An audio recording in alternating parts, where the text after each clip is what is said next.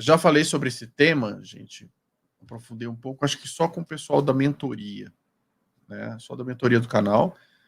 E então é a primeira vez que a gente vai abordar essa temática aqui. O que a gente precisa entender, gente, a história do personagem Jesus não tem nada a ver, o personagem da Igreja Católica Jesus, a primeira coisa que a gente tem que entender é que não tem nada a ver com o verdadeiro, né? O verdadeiro extradimensional que veio com a missão crística dele. Então são coisas distintas. Eu vou explicar aqui por que são coisas distintas. Então, primeiro assim, Jesus nunca teve o nome de Jesus. Né? Isso aí a própria igreja já aceita isso. Esse não foi o nome. A data de nascimento dele nunca foi essa, né? Do solstício ali, do 25 de dezembro, nunca foi. Foi uma data fictícia que foi colocada. Ele não nasceu, né, de uma mulher, ele teria chegado pronto, vindo de fora, como um extradimensional que chega, né, se materializa, já criança, e se desenvolveu aqui, e teve sua passagem por aqui. Muitos pegaram muitos feitos da sua passagem por aqui e transformaram em histórias de outras pessoas. Então, se você vai ler a história de Dumuse tem a história parecida com a de Jesus. Se você ler a história de Mitra, vai ter a história muito parecida com a de Jesus. Se você ler a história de Horus, filho de Osíris, você vai ver a história parecida com Jesus. Tem mais alguns aí. Todos, né, nasceram dia 25 de dezembro, né, muitos morreram na cruz, muitos, quase todos ressuscitaram, praticamente todos nasceram, vieram de uma virgem. Então, assim, existe muito disso que aconteceu, né? Eu não vou detalhar isso aqui hoje, porque senão eu teria que fazer uma live só sobre isso para pegar os documentos. Eu pretendo fazer isso depois, tá, gente? Mais detalhado, com os documentos, com os textos, para vocês lerem. Mas aqui hoje eu vou dar várias dicas para vocês já procurarem por vocês mesmos, que eu acho que as pessoas têm que ter o processo delas de busca também. Então, primeiro, a história dele foi diferente. Foi numa época diferente. Depois disso, copiaram e reproduziram a história dele de diversas maneiras possíveis, misturando também com elementos de história de Anunnaki e misturando também com elementos de histórias dos imperadores romanos. Os feitos de Tito, imperador Flaviano, né, filho do Flaviano, eles são relatados muitas coisas muito parecidas com Jesus. Por quê? O que acontecia na época, gente? Vamos entender o contexto.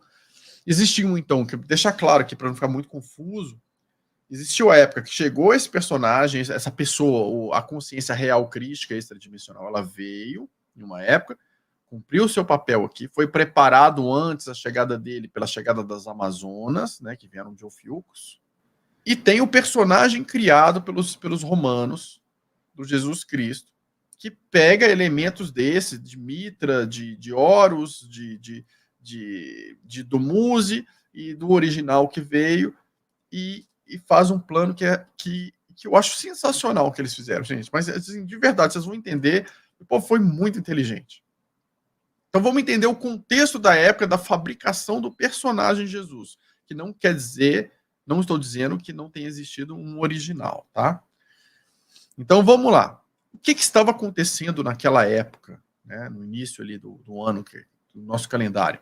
O que estava acontecendo, gente, é que o povo hebreu, judeu, que estava na região ali dos romanos, que os romanos, né, tomaram, na verdade, a região ali, controlavam, expandiram o Império Romano ali, controlavam a região deles, eles tinham, e têm até hoje, né, eles têm até hoje, a crença da espera por um Messias.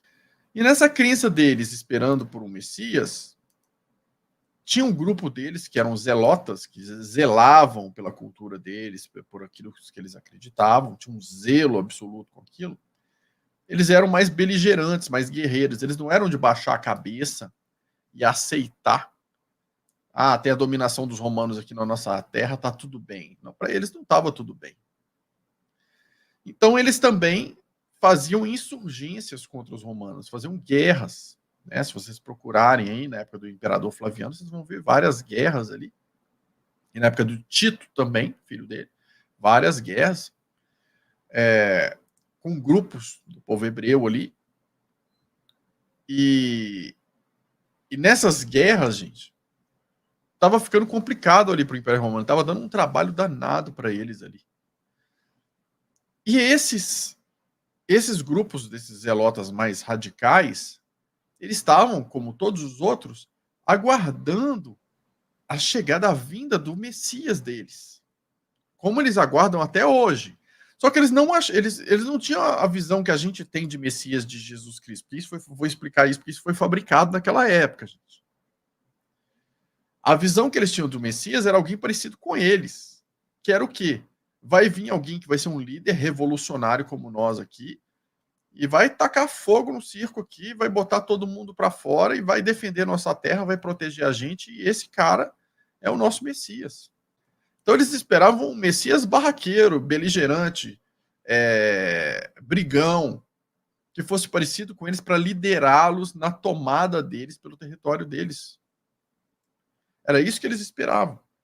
E nessa, eles estavam insurgindo o tempo inteiro para a batalha, aguardando essa chegada. E o Império Romano toma-lhe guerra com eles o tempo inteiro e tendo um desgaste gigantesco ali naquela época. Aí começou a genialidade. Começou não. O Império Romano era o GO daquela época. Entendam isso, gente. Era o GO daquela época. Representava um sistema, né? A dominação sobre a população. Ele expandia e dominava, conquistava. O que eles faziam para... Eles eram inteligentes quando eles... O GO é inteligente, né? Por isso ele mantém a dominação sobre a população e a população burra. O que eles faziam? Eles chegavam nos lugares e falavam assim, beleza, a gente vai... Esse território aqui vai ser uma colônia nossa, mas a gente não vai descaracterizar a cultura de vocês. A gente vai respeitar o povo de vocês, vai respeitar o direito de vocês. Vocês vão ter até uma liderança que vai representar vocês aqui no local e tudo mais. E a gente vai, inclusive, respeitar a religião de vocês. Vocês vão continuar podendo professar as religiões de vocês, os deuses que vocês cultuam, enquanto a gente tem os nossos também, e vão ter as estátuas dos nossos, convivendo com as de vocês, como nos outros lugares todos, é assim que está acontecendo. Então, muitos povos se submeteram a isso, porque falaram assim, pô, só tem uma condição que eles colocam pra gente, pagar imposto. Era a única condição. Virava uma dominação, pertencia a eles, tinha que se pagar, né, a César ali, o que era de César, mas por haver esse respeito pelas culturas, cada povo que era chamado de bárbaro, né, que não eram os romanos, eram bárbaros, cada um tinha seus deuses, suas crenças, e aquilo ali sendo respeitado, para o pessoal era mais fácil se submeter. Afinal de contas, não mudava tanta coisa assim. Mas por que isso colocou problema? Por que então que torava o pau com os hebreus? Por que com os outros povos passava mais ou menos, mas com esse aqui não estava passando tão bem? Naquela época, naquele momento. Não que não tivesse outros povos que brigaram também. Por uma simples razão. O povo hebreu, como sendo monoteísta, né, e sendo bem radical nessa visão, e aguardando o seu Messias, né, bem radical também para retomar ali o seu espaço, eles não tinham essa de respeitar as várias religiões deles, porque o resto para eles não era uma questão de respeitar os outros. O resto era tudo mentira para eles, era tudo... Então, a verdade deles é que contava ali naquela época, e aí eles começaram a insurgir, e dá trabalho, e dá trabalho, e dá trabalho, e dá trabalho. E estava sendo desgastante para o Império Romano na parte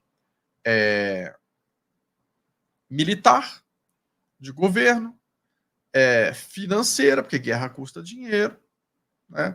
E eles começaram a falar, gente, a gente precisa achar uma solução com esse povo não para de brigar, a gente sai de uma guerra, fica um tempo em paz, lá vem esse povo brigar com a gente de novo, né? Querendo expulsar a gente daqui, não aceitando a nossa dominação, igual os outros estão aceitando mais facilmente, e se a gente deixa eles fazerem isso, vai servir de exemplo para os outros, então a gente não pode aceitar esse tipo de coisa, e papapá, né?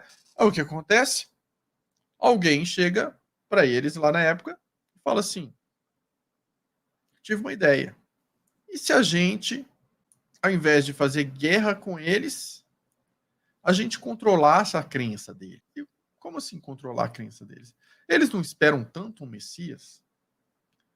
Eles não querem tanto que chegue uma pessoa? E se a gente falar que esse cara veio? E se a gente começar a escrever textos juntando com desses antigos líderes messias aí, que ressuscitaram, essas histórias todas, pegar as histórias aí desse passado e colocar certas características, e se a gente começar a escrever vários textos aqui, justificando e corroborando que veio esse cara e que pregou, mas ele não pregou unir o povo para libertar esse povo. Não, gente. Vamos colocar um Messias bonzinho. O Messias vai ser o Cordeiro de Deus, aquele que se sacrifica pelo seu povo. Então, já começa a mensagem subliminar aí. Segundo, além disso, ele não pode ser igual a gente fala de Deus, os hebreus falam de Deus no passado, ser alguém guerreiro, que pune. Não, gente. Porque senão vai atiçar essa ira deles vamos colocar alguém bonzinho, da paz e do amor, né, que vai pregar o amor, a submissão, se baterem numa face, ofereça a outra. Olha a mensagem. Né? Então, vamos colocar uma mensagem diferente nesse Messias. E assim foi construído o personagem. Jesus, os textos, tudo. E aí tentaram soltar aquilo na época para ver se parava a guerra, essas informações. Não foi o suficiente naquele instante. Paulo começou a torar. Alguns começaram a se interessar pelo cristianismo ali. E a ideia era o quê? Assim que começasse a criar essa ideia de que tinha esse Messias, depois disso, o Império Romano se converteria ao cristianismo também, porque assim o Império Romano seria o representante da religião ali. E aquele povo que se submeteu àquela crença, eles se submeteriam automaticamente ao Império Romano, não brigando mais, porque a crença tinha sido pelo amor, pela paz, pela submissão, se te baterem, ofereça a outra face, esse tipo de coisa. Aí eles executaram, não deu certo no início, eles executaram. A gente tem 2 livros, eu acho, que eu soltei na minha live, tá, gente? Eu soltei na minha live de mentoria 2 livros que detalham profundamente tudo isso que eu tô falando aqui. Eu não vou me lembrar aqui agora, eu não sei se o Edson ou alguém dos moderadores lembra do nome dos livros que eu coloquei, mas eu coloquei o nome dos livros para a gente colocar aqui enquanto eu estou falando no bate-papo da live, o nome dos livros, só que são em inglês, que detalham tudo isso, citando até os textos da época, tudo, provando tudo isso que eu estou falando. Aí deu errado numa guerra. Aí o detalhe, naquela época, para fortalecer os imperadores e tudo, gente, eles espalhavam as mentiras sobre os imperadores, sempre como se os imperadores tivessem poderes mágicos. Então, o filho do Flaviano, o Tito, ele a mesma coisa que eles faziam desde a época dos sumérios.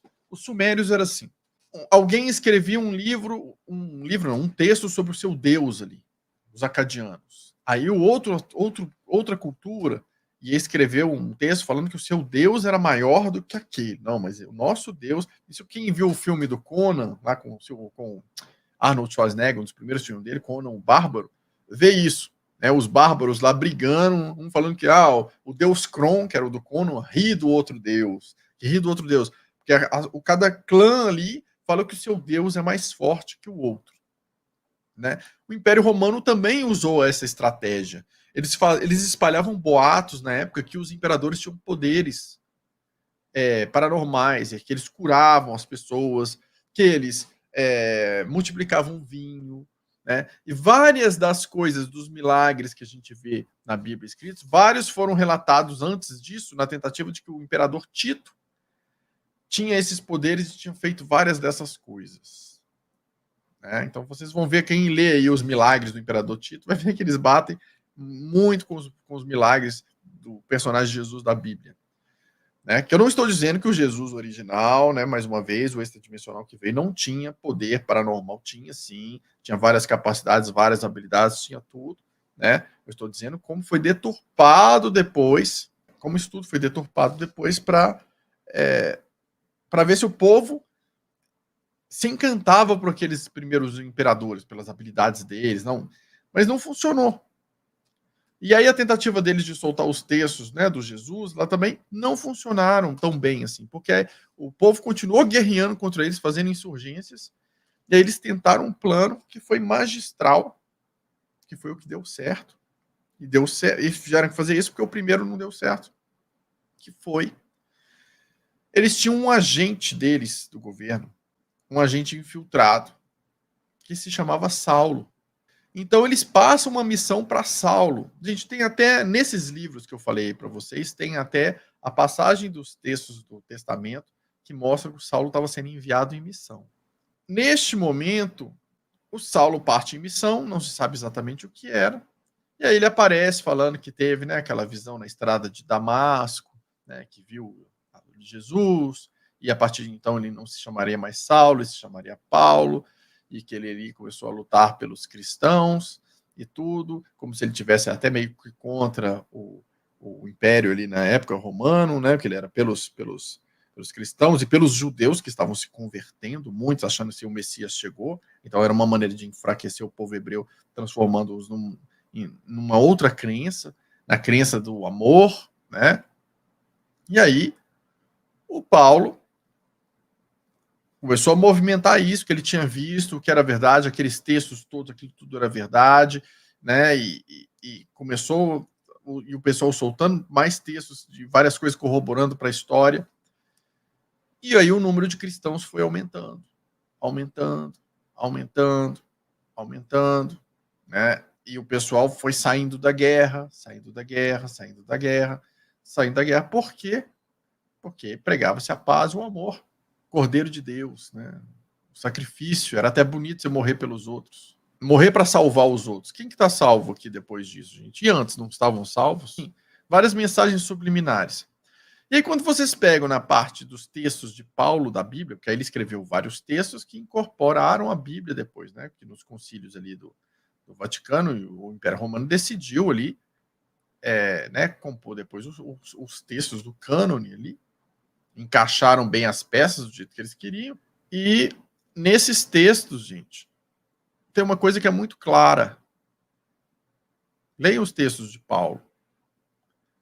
Ele sempre vai falar para você lá respeitar o governo, ou seja, respeitar o Império Romano, com partes tipo dai a César o que é de César, né? Ele vai falar isso de outras maneiras, né? Não a que foi citada antes, mas o dai a César o que é de César, né? Quer dizer o quê? Os romanos têm o tributo, pague o tributo, que era o que eles queriam. E o Paulo escreve isso de outras maneiras, né? Que o imposto tinha que ser pago na região. Então ele estruturou a religião da Igreja Católica Apostólica Romana, ele estruturou tudo ali, criou a base de tudo, submeteu as pessoas ao Império Romano, através dessa jogada, o pessoal que estava entrando nessa crença, colocou as pessoas submissas mentalmente que a mensagem era de paz e de amor, e aí, nesse movimento, o próprio Império Romano, o imperador também se converte, né? Depois, a própria religião, transformando tudo nas mãos do Império Romano. E assim, o povo todo que se submetia a essa religião se submete automaticamente ao Império Romano. E fim de guerra daquele tipo que estava tendo antes. Só que, na verdade, gente, eles não sabiam que o negócio tinha dado tão certo. Eles achavam, na época, que a tentativa era resolver um problema local de guerra. E eles criaram um fenômeno gigantesco que se expandiu absurdamente, que pôde ser usado de várias maneiras, porque depois disso a igreja se fortaleceu e surgiram cavaleiros, templários, isso, aquilo, e tudo a serviço da igreja que estava macomunada ali com romanos, ou com o GO da época, quando os romanos perderam a força, né? Com sempre o GO da época. Então virou uma maneira de você mover a massa. Só que nunca foi liberado esse tipo de informação. Os livros que eu citei aí, se alguém tiver, eu gostaria que postasse aí os títulos no bate-papo, que eu não consigo procurar agora. Esses livros, gente, eles não poderiam nunca ter sido liberados. Por quê? Uma vez que o GO tinha interesse em manter a dominação da população por esse meio, e que estava sendo útil, né? As pessoas lutavam pelas religiões, se matavam. Quando eles queriam invadir um país, era só criar uma guerra religiosa que já resolvia. Então as pessoas, eles criavam motivos para as pessoas fazerem o que eles queriam. E aquilo era muito bom. Quando que começou a não ficar bom? Começou a não ficar bom agora, gente, de algum tempo para cá, quando surge a ideia de ter uma dominação única, que tem vários princípios. Primeiro, hibridizar o homem com máquina, né, para você ser limitado na sua capacidade mental e ser um zumbi robô. Segundo, ter uma moeda única. E terceiro, ter uma religião única. Então, um governo único, uma religião única, uma moeda única, uma única dominação. E aí, neste momento, começa a ficar ruim a ideia. Como é que você vai criar um governo único, uma religião única? Como é que você vai colocar uma nova crença na cabeça das pessoas sem queimar as antigas que as pessoas estão agarradas a ela? Então eles precisavam desconstruir o que eles construíram. E aí, nesse momento, eles permitiram que livros, informações começassem a vazar, a aparecer aqui e lá, como se fosse um acaso. Para quê?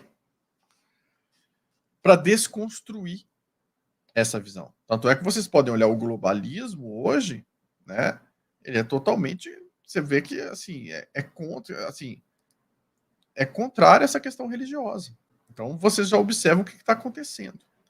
Aí vão soltando livros, mostrando que não foi bem assim, que aquilo foi falso, que foi aquilo.